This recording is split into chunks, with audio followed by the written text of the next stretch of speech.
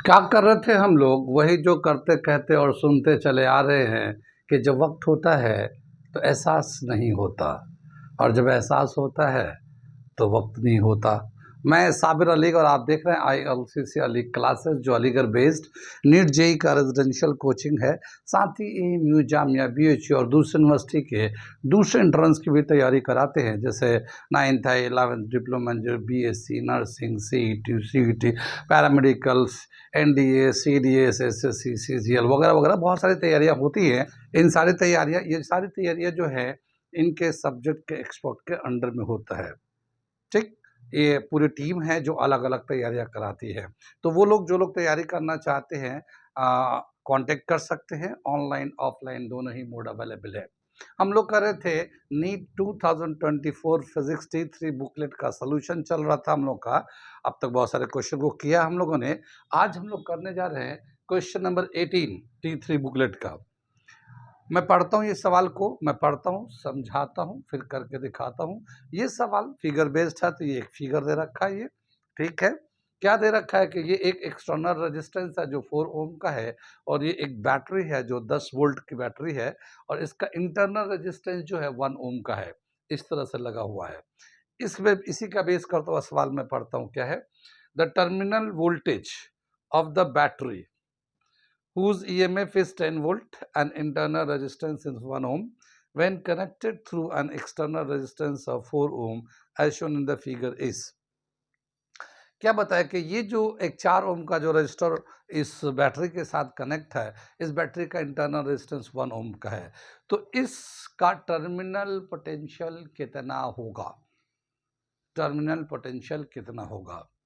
आगे चलते हैं। ईएमएफ और टर्मिनल पोटेंशियल, यहाँ पे दो टर्म यूज किया जा रहा है। एक टर्मिनल वोल्टेज है और एक ईएमएफ है। ठीक है, ये ईएमएफ है। ये पहले दो को समझते हैं, फिर आगे को समझते हैं। ठीक है, ये टर्मिनल वोल्टेज को V से दिखाते हैं और ईएमएफ को E से दिखाते हैं। EMF electromotive force, terminal voltage. पहले तो ये समझते हैं कि इन दोनों में डिफरेंस क्या है। आप लोगों को पता है? ठीक है, जिन्हें पता वो ठीक है, जिन्हें नहीं पता वो ध्यान से देखिए। ठीक है, ये ध्यान से देखिए कि इन दोनों में डिफरेंस क्या है। ये जो एक बैटरी होता है वो सेल होता है, वहाँ पे केमिकल, सेल के अंदर जो ना एक केमिकल कंपाउंड्स होते हैं और उनके दो दो इलेक्ट्रोड लगे होते हैं, एनोड एंड कैथोड कहलाते हैं। उसके अंदर एक केमिकल रिएक्शन चल रहा होता है बैटरी के अंदर, और वो जो केमिकल रिएक्शन होता है उसकी वजह से एनोड अनाइंस एंड कटाइंस बनते हैं, और वो अनाइंस एंड कटाइन अपने अपने रेस्पेक्टिव इलेक्ट्रोड की तरफ मूव करते हैं, और वो जो इलेक्ट्रोड्स मूव करते हैं तो वो सोल्यूशन में मूव करने की वजह से वहाँ पे एक तरह का रेजिस्टेंस होता है, एक तरह का hindrance in flow of ions होते हैं, और उसी हिंड्रेंस को हम लोग रेजिस्टेंस के नाम से जानते हैं, क्योंकि वो बैटरी के अंदर होता है, और बैटरी के अंदर है तो इसलिए उसको इंटरनल रेजिस्टेंस बोलते हैं। और ये बाहर में एक अप्लायंसेस, इलेक्ट्रिकल अप्लायंसेस लगाते हैं जिनका रेजिस्टेंस हमें पता होता है, इसको हम एक्सटर्नल रेजिस्टेंस बोलते हैं। एक्सटर्नल अप्लायंसेस में जैसे बल्ब है, फैन है, बहुत सारे टीवी है, चार्जर है, कुछ भी लगा रखा है, तो वो जितना उसका रेजिस्टेंस होता है वो बताते हैं। लेकिन ये जो केमिकल का अंदर होता है वो इंटरनल रेजिस्टेंस होते हैं। हम लोग जो टर्मिनल वोल्टेज जो बताते हैं, वो जो एक्सटर्नल डिवाइसेस लगे हुए हैं, एक्सटर्नल अप्लायंसेस, इलेक्ट्रिकल अप्लायंसेस जो लगे, वो कितना पोटेंशियल को यूज कर रहे हैं, वो टर्मिनल वोल्टेज कहलाता है। लेकिन ये जो बैटरी है इसके अंदर कितना पोटेंशियल है, वो ईएमएफ कहलाता है। कितनी बात सुने। मैं थोड़ा सा बैटरी का वैसे तो हमने बैटरी का स्ट्रक्चर, कैसे क्या सोल्यूशन होता है, जैसे इलेक्ट्रॉन सेल, डैलियन सेल, ये सारे सेल्स के बारे में हमने अपने लेक्चर में बनाकर यूट्यूब पर डाल रखा है। तो वो लोग जो लोग सेल के बारे में पढ़ना चाहते हैं, cell in series, cell in parallel, combination cell, maximum current cell, condition for maximum current cell, ये सारी चीज़ें हम लोगों ने करके मेरे यूट्यूब चैनल में पढ़ा हुआ है। तो वो लोग जो लोग चाहते हैं सेल के बारे में पढ़ना समझना, वो हमारे यूट्यूब चैनल पर जाके पढ़ सकते हैं। करंट इलेक्ट्रिसिटी 12th क्लास के चैप्टर में है ये, और मैं इसका लिंक आपको डिस्क्रिप्शन में डाल दूंगा, तो आप लोग देख लीजिएगा। ठीक है, लेकिन मैं एक हल्का सा रफ एक डायग्राम बना के दिखाता हूँ।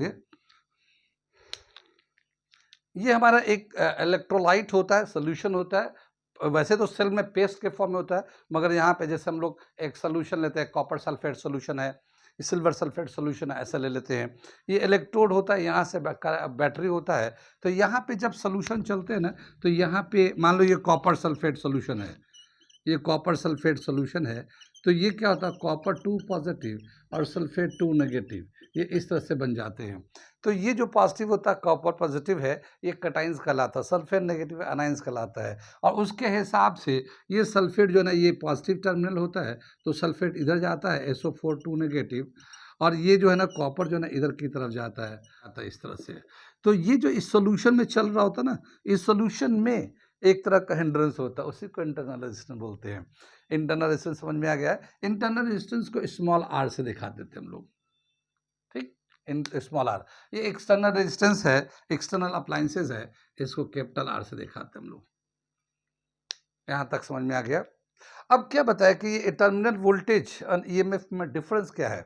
अब जैसे ये एक हमारा सर्किट दे रखा है, ये कंप्लीट सर्किट है।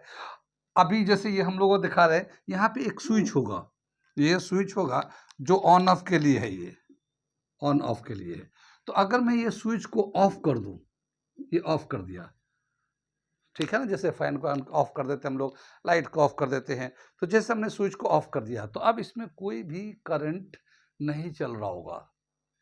जिस वक्त करंट नहीं चल रहा होगा, तो जितना इस वक्त EMF होगा, उतना ही टर्मिनल वोल्टेज भी होगा, क्योंकि करंट है ही नहीं, तो कोई भी पोटेंशियल यूज नहीं हो रहा है।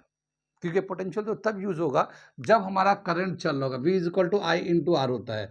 तो जब I जीरो होगा, करंट जीरो होगा, तो पोटेंशियल जीरो आएगा। तो कहने का मतलब है कि जब स्विच ऑफ कर देते हैं, तो उस वक्त करंट जीरो होता है। जब करंट जीरो होता है, तो कोई भी किसी भी जगह पे पोटेंशियल ड्रॉप नहीं होता, पोटेंशियल का कंजम्पशन नहीं होता। तो जो EMF होगा, वही टर्मिनल वोल्टेज के बराबर होगा, ठीक। तो इसका एक कंडीशन देखा, इन ओपन सर्किट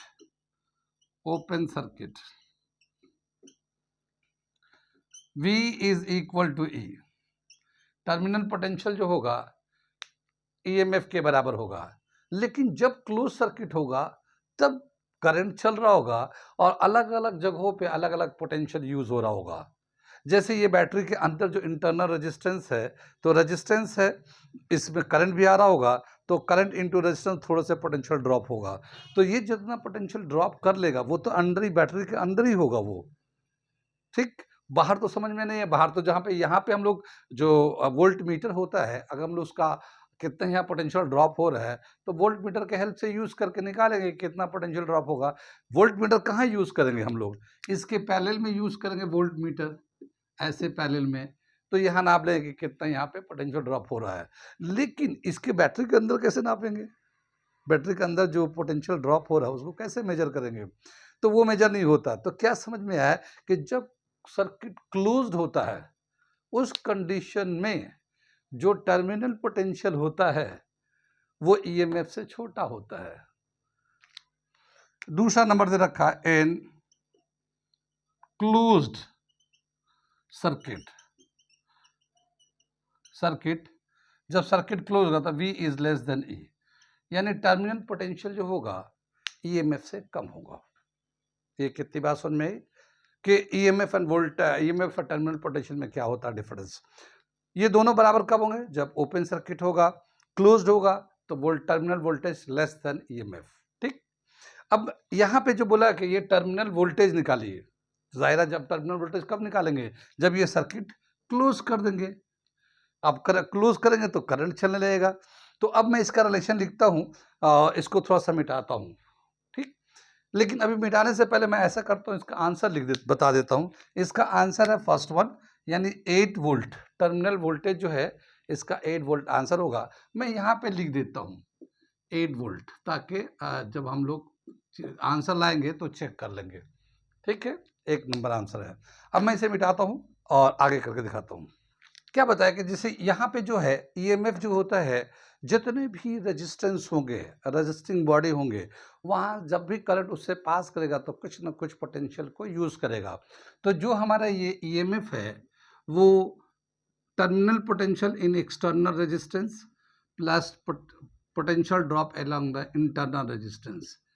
ठीक है, जो हमारा बाहर में रेजिस्टेंस है उसमें कितना पोटेंशियल यूज हो रहा है, यहाँ पे जो इंटरनल रेजिस्टेंस इसमें कितना पोटेंशियल यूज हो रहा है।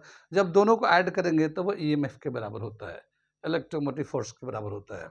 ये जो ईएमएफ है, ये जो वोल्टेज होगा आई इंटू कैपिटल आर के बराबर होगा, ये आई इंटू स्मॉल आर। कितनी बात सुन में, यहाँ से आई को कॉमन ले लेते हैं तो capital R plus small r ऐसे आ जाएगा हमारा। अगर हम लोग करंट निकालना चाहते हैं तो EMF upon R plus small r, ये करंट कितना जाएगा ऐसे निकाल सकते हैं हम लोग। जब सर्किट क्लोज होगा तो करंट कितना चल रहा है सर्किट में, इससे निकाल सकते हैं terminal EMF upon total resistance, ये रेजिस्टेंस टोटल रेजिस्टेंस। वैसे भी दोनों रेजिस्टेंस सीरीज में है तो सीरीज में होते तो जितने भी रेजिस्टेंस होते उसको प्लस कर देते हैं। ठीक है, अब अगर हमें टर्मिनल पोटेंशियल निकालना है तो कैसे निकालेंगे, V is equal to I into R, terminal potential in external resistance. External resistance में निकालेंगे क्योंकि इंटरनल तो बैटरी के अंदर होता है तो इसलिए उसको निकालने मुश्किल है। ठीक है, ये आई जो है ना, करंट जो है ना, ये रिलेशन दे रखा है E R capital R plus small r into R, ये हमारा हो जाता है टर्मिनल पोटेंशियल का रिलेशन। इस क्वेश्चन में जो वैल्यू दे रखा है हमारा, ये जो है ईएमएफ जो दे रखा है हमारा, ये 10 वोल्ट दे रखा है, एक्सटर्नल रेजिस्टेंस 4 ओम, इंटरनल रेजिस्टेंस 1 ओम, ये तो हमारा इसका हो गया, और ये एक्सटर्नल रेजिस्टेंस 4 ओम। ठीक, ये 10/5 इंटू 4, ये कैंसिल करेंगे, ये 8 वोल्ट। तो ये हमारा जो है टर्मिनल पोटेंशियल आ गया, ये 8 वोल्ट का।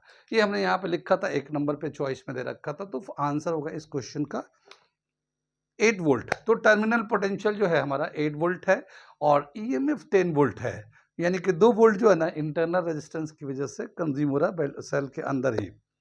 कितनी बात समझ में आ गया ये। ठीक है, ऐसे हम लोगों ने जो इलेक्ट्रिसिटी चैप्टर है 12th क्लास का, इसका हमने बहुत सारे क्वेश्चन, इससे भी कई गुना अच्छे सवाल, कॉम्पिटिटिव सवाल, ये तो नीट का बहुत ही आसान सवाल था, लेकिन इससे भी अच्छे और कॉम्प्लेक्स सवाल को हमने करके अपने यूट्यूब चैनल पर डाल रखा है। अगर आप अपने आप को नीट जेईई की तैयारी कर रहे हैं तो आप हमारे चैनल को सब्सक्राइब करके वहां से पढ़ना शुरू कर दिए। साथ ही वो बच्चे जो 8, 9, 10 में है और फ्यूचर में है, आप नीट जेईई की तैयारी करना चाहते तो हमारे चैनल को सब्सक्राइब कर लिए, क्योंकि मैं इस पे और बहुत सारे, वैसे तो बहुत सारे कंटेंट हमने दे रखा है, जहाँ पे हमने बताया कि 11th 12th का फिजिक्स में थ्योरी है, ड्राइव है, न्यूमेरिकल्स है, कंसेप्ट बेस है, शॉर्ट ट्रिक है, बहुत कुछ दे रखा है। लेकिन अगर आप चाहते हैं 8, 9, 10 में जो बच्चे हैं आने वाले दिन में, तो उस वक्त तक, जब तक आप 11th 12th तक पहुँचेंगे, आपको बहुत सारे इन्फॉर्मेशन मिलेंगे। और जो लोग अभी चल रहे हैं करंट बैच में, वो अपनी तैयारी इससे करें। तो हमारे चैनल को सब्सक्राइब कर ले अगर आपने मंजिल को जाना है तो। मैंने अभी एक वीडियो लॉन्च किया है जिसमें हमने बताया कि मैं आप लोगों को, जो लोग चाहते हैं कि अपने आप को एक प्रॉपर डायरेक्शनल में चले, कंपटीशन को तैयारी करें, उनको अवेयर रहे हर चीज़ से, कब क्या चीज़ क्या हो रहा है, कहाँ पे हो रहा है। तो अगर आप चाहते हैं कि आप हमें अपडेट रहें हर चीज़ से और प्रॉपर गाइडलाइन भी रहे, तो हमारे चैनल को सब्सक्राइब करें, ताकि आपको हर चीज़ टाइम पे मिलता रहे, टाइम से पहले पता रहे कि हमें क्या करना है, कैसे करना है। ओके, आप हमारे चैनल को सब्सक्राइब करें और साथ ही अपने नियर एंड डियर को भी शेयर करें। Thank you.